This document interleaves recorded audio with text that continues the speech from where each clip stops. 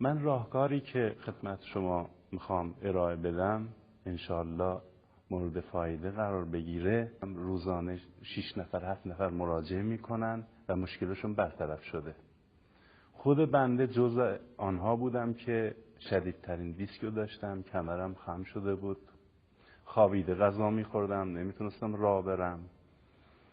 14 تا دکتر به من جواب به منفی داده بودن، ناامیدم کرده بودن، گفته بودن باید عمل جراحی بشه، جراحی نکنی فلج میشی. بالاخره ناامید برگشتیم خونه.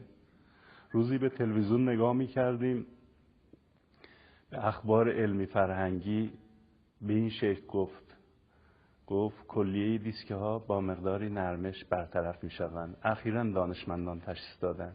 این کلمه به من، این جمله به من امیدواری داد.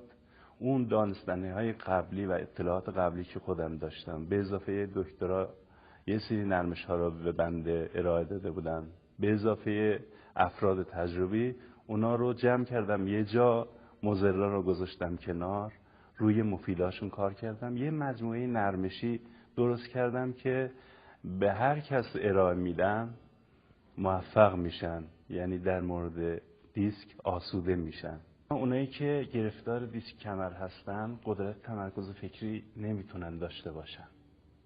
به عنوان مثال نمیتونن برنامه‌ریزی دقیق داشته باشن، نمیتونن به خوبی یک حساب کتاب دقیق تنظیم کنن، دچار فراموشی لحظه‌ای میشون.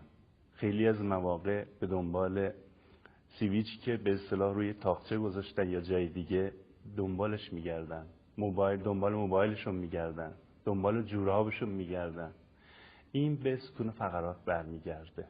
نگران این قضیه نباشید، به راحتی برطرف میشه. از نظر رفع مزاج، عضو خام، دفع ادرار و مدفوع و قاز مشکل دارند.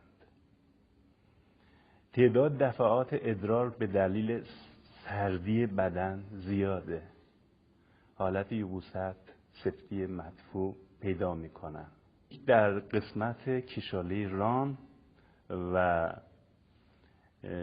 قسمت زیر شکم بعضی مواقع احساس درد دارن، تنگی نفس دارن. اگر چنباتمه بشینن فوری پاها به خواب میره و هنگام بلند شدن Anxiety, keep on trying me. I feel it quiet.